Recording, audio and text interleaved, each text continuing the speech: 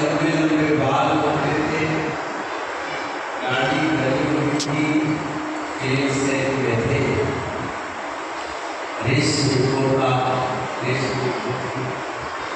फिर बाद में खद्दर का कपड़ा चलता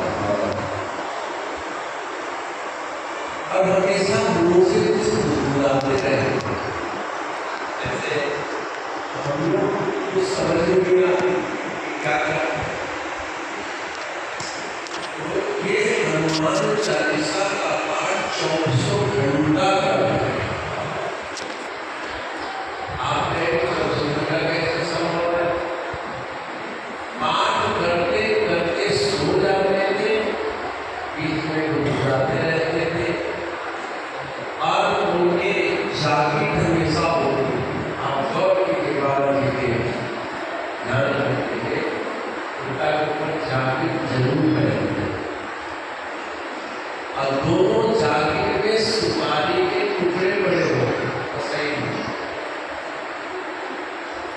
और पहले जेब में अनगिनत होते थे और जितना पाठ करते थे एक दाना अपने पहले जेब में डालते। अब उनकी खासियत यह थी कि सुबह शाम तो कोई भी पढ़ सकता है, लेकिन बात करते हुए भी पढ़ते हैं। जैसे आप अगर कुछ बाबा जी को सुना रहे हैं तो सुनते हुए गुनगुनाते थे। अब बोलते जहाँ से हनुमान चालीसा की पंक्ति छूटती थी उसको याद रखते थे। 2 मिनट 4 मिनट 10 मिनट जितना भी देर बात करनी हो करते थे और मौन होते ही उस बात को उसी पंक्ति से फिर शुरू कर देते। कंटिन्यू पाठ में एक खंडी पूरी माना अब दूसरे दिन में कैसे हर 2-3 घंटा के बाद आपके डायरी में कौन सी तरीके की कितने बजे तक कितने पाठ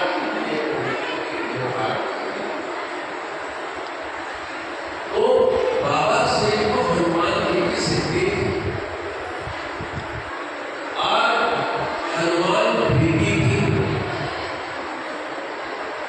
हर वक्त सेवा में हर सेवा में हमने उनकी कर्तव्यता की।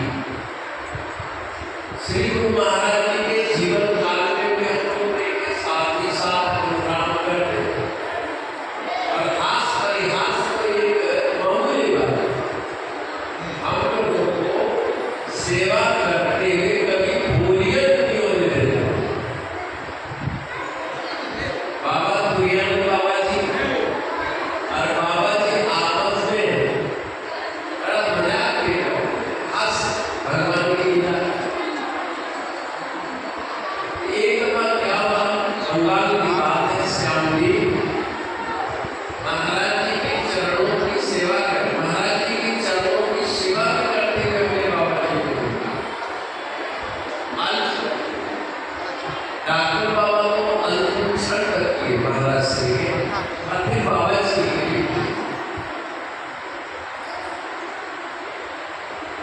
मालिश करके बाबा जी महाराज जी की स्टेज पर सो जाते थे। मैदान की स्टेज लगता था, एक घंटा होता था, आगे साथ सज्जा हट जाती थी और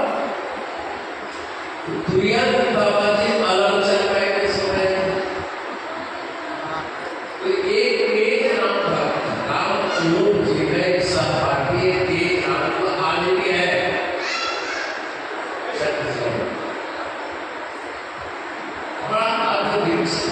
और ही सीधा साधा भोला तो बात हुए कि पहले भोलापन तो बाबा जी से सब महात्माओं से पूछे। पहला प्रोग्राम था मास्टर मोतीलाल जी ने प्रोग्राम रखा था तो किसी को तकलीफ हो सब कुछ कमी हो तो बताइए। दुनिया में बाबा ने कहा एक देना बहुत बड़ी कमी है। क्या क्योंकि आज हम लोग अपनी कमी सुन के राजी नहीं।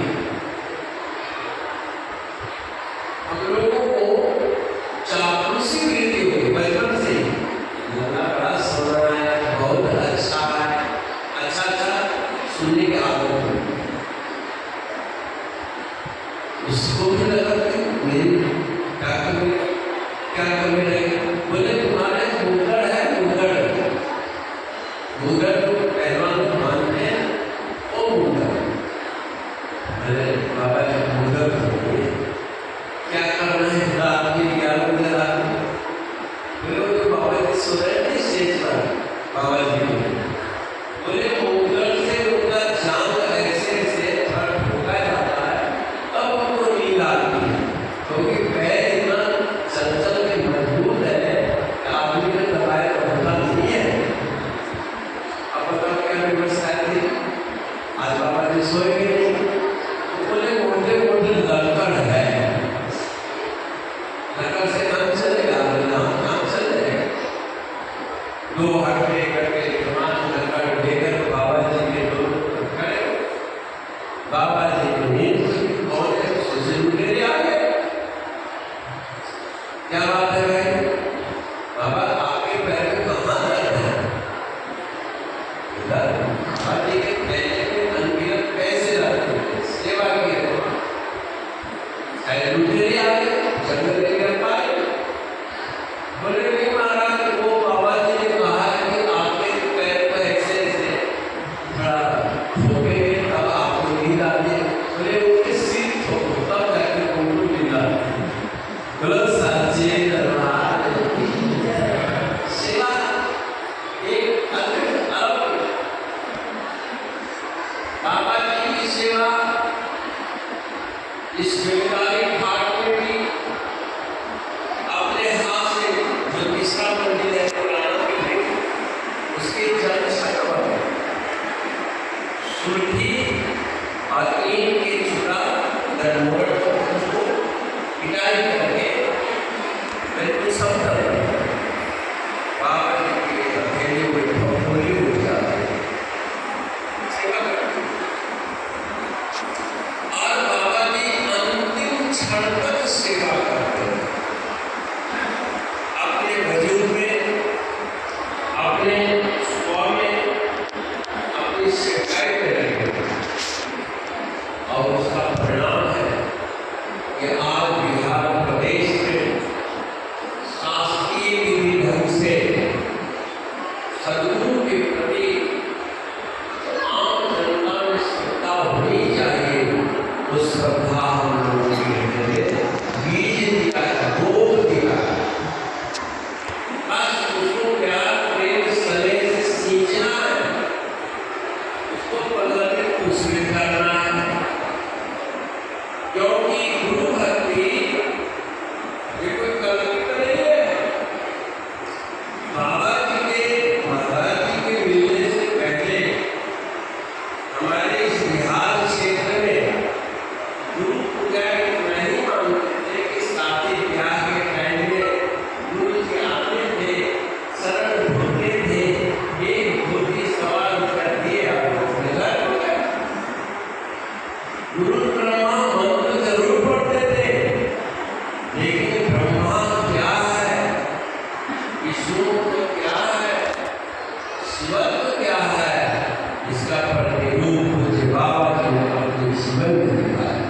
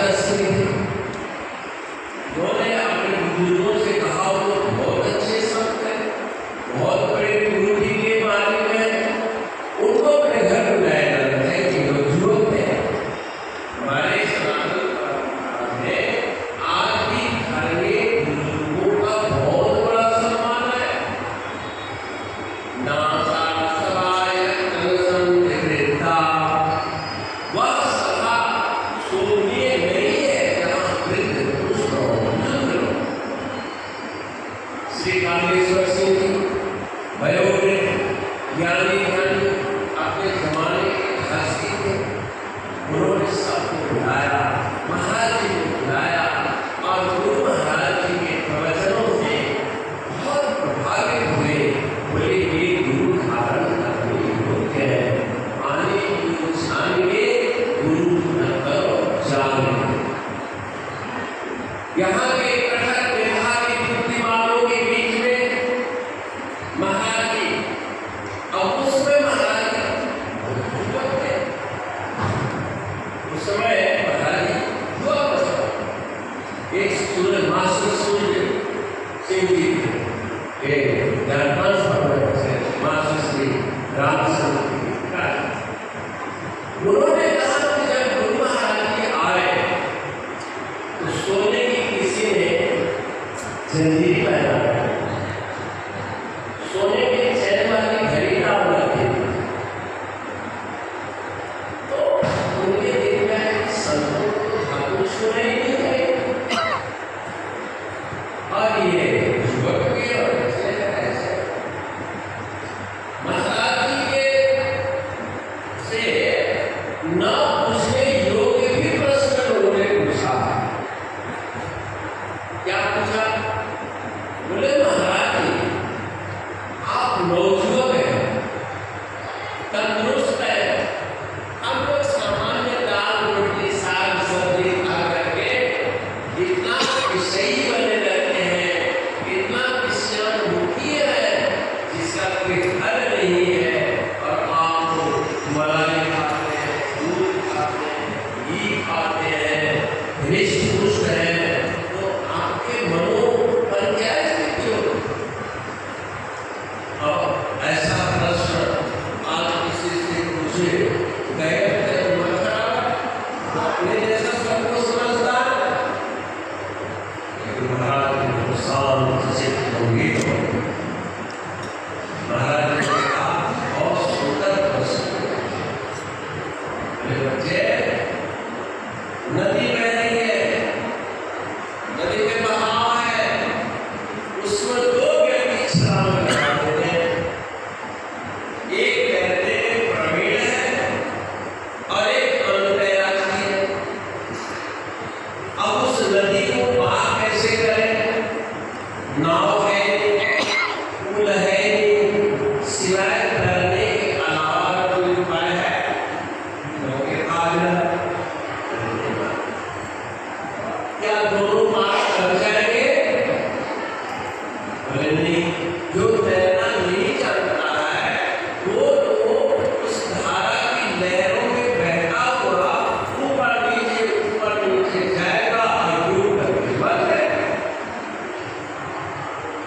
और जो तैरना जानता है वो पानी हाथ पैर को मारते हुए दिल दिमाग को स्थिर रखता हुआ और पानी के बहाव को काटता हुआ दूर जाके किनारे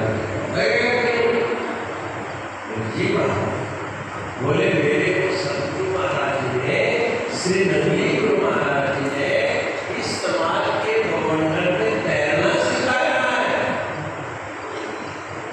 मुझे तैरना सिखाया है।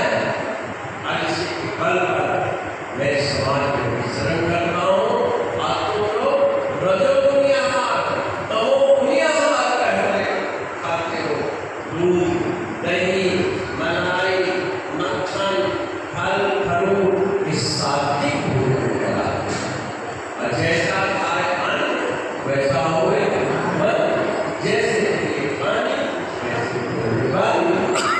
इसलिए शुद्ध दयाल जी ने कहा, वाह महाराज ये आपकी जवाब से महाराज जी धातु की क्या आवश्यकता है? बोले किसी ने ट्रेनिंग हमें जंजीरी दे दी और मुझे इसका एहसास भी नहीं है कि मैं सोने की जंजीरी पहना हूँ या ताला लगा एक बार ऋषि है, घड़ी टाइम की आवश्यकता है, अब सोने की है कि चमड़े की पेटी ये भी नहीं जानता।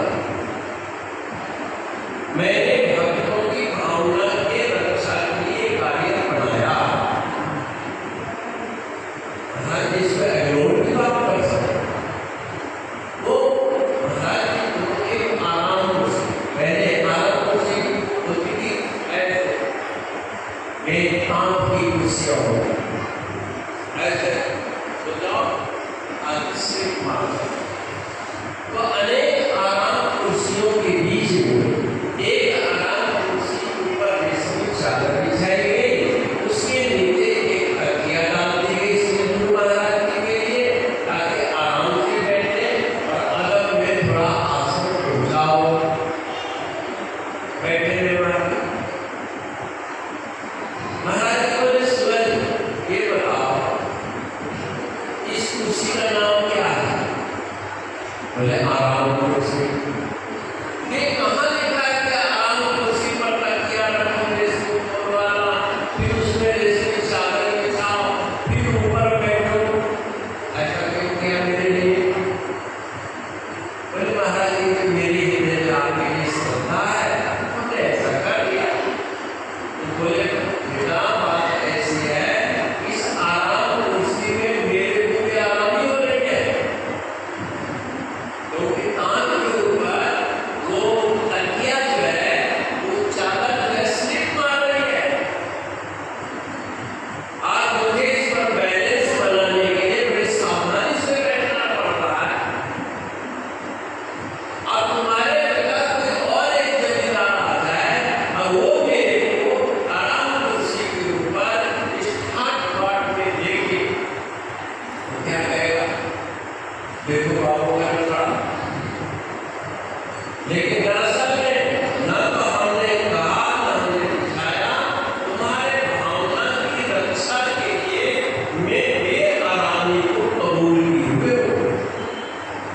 ऐसे ही जिस किसी ने मुझे जंजीर पहना दी तो हमने पहन ली उसकी भावना के लिए। जैसे तेरे इस आराम कुर्सी पर आराम देने के लिए एक कृत्रिम साधन तुमने डाल दिया जो मेरे को भी आरामी पैदा कर रहा है। इस तरह से गुरु महाराज ने इसको कहते थे इच्छा। शास्त्रीय भाषा में सुख दुख मान अपमान यश अपयश को जो सहन करे वही तो तितिक्षु है। तो आराम कुर्सी के ऊपर भी तितिक्षा, इस राजमहल में भी जा करके तितिक्षा, जंगल में भी क्या जन्म में तितिक्षा नहीं करी राजमहल में। इसी तरह से पूज्य बाबा जी को महाराज जी के अनुभवों को सुना करके और उनके भक्तों के द्वारा महिमा सुन करके बिहार के देश प्रदेश में दूर दराज में जंगलों में जा करके एक समय एक अनुभव याद है। जुत्ता धाम में बाबा जी गए, सब सुखान जी बता है, सब आश्रम जो 5 साल सेवादार खूब करते थे। अब कहाँ होता है, जंगल में साफ खाना ले नहीं गए थे। सब सुखान जी निगाह में आ के हम लोगों को बड़ी भूख लगी है, सेवकों को लगती भूख होगी। बाबा नारद देव जी के साथ पहाड़ में जाना चाहते तो उनको भी भूख लग जाती है। महाराज जी जंगल में चलते चलो मेरे पीछे चलो चलो, क्या बांधे ये घूमता था ऊपर गड़ेरिया गिरा, एक बकरी चरा रहा, उसने देखा संत आया है। हमारे सनातन धर्म की महिमा है कि जंगल में रहने वाला गरीब से गरीब भी संत की महिमा को जानता है। महाराज ने वो आतिथ्य के रूप में अपने घर निमंत्रित किया। महाराज मेरे को भोजन की सेवा दे। देखा जंगल में निबंधन हुआ है।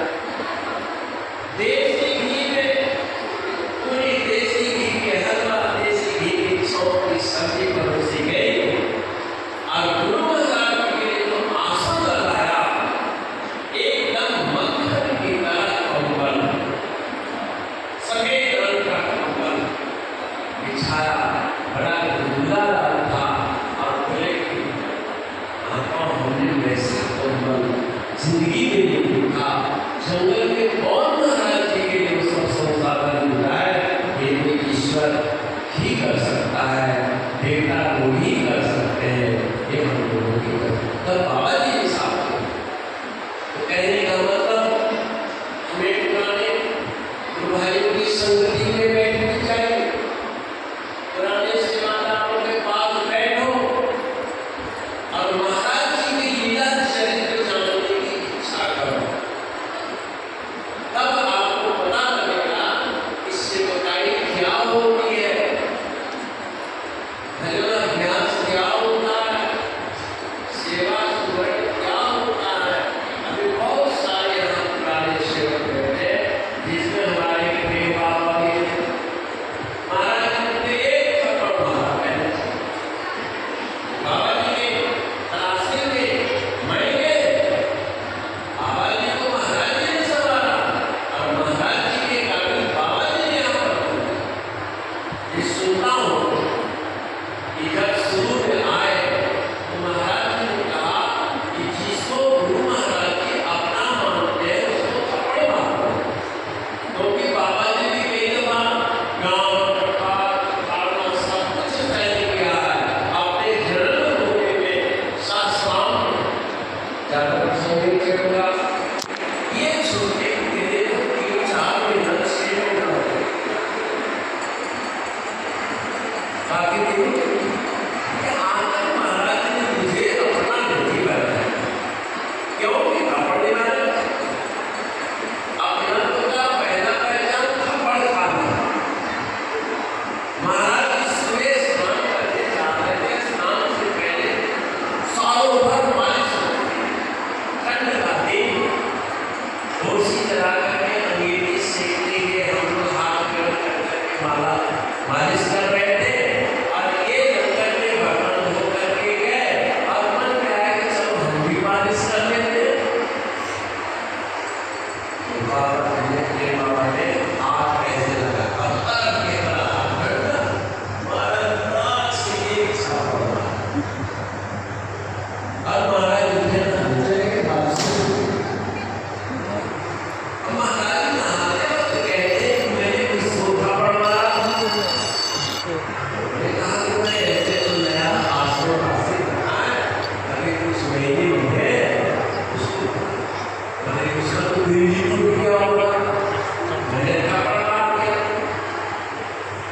महाराज नहा करके आए, उनको स्पेशल बनाया क्यों मेरा दिल टूट गया ना, नहीं महाराज जी मैं तो रोज मंदिर में प्रार्थना करता था, वो दिन कब आएगा, मुझे अपना कब मानेंगे, महाराज जी मुझे मारेंगे।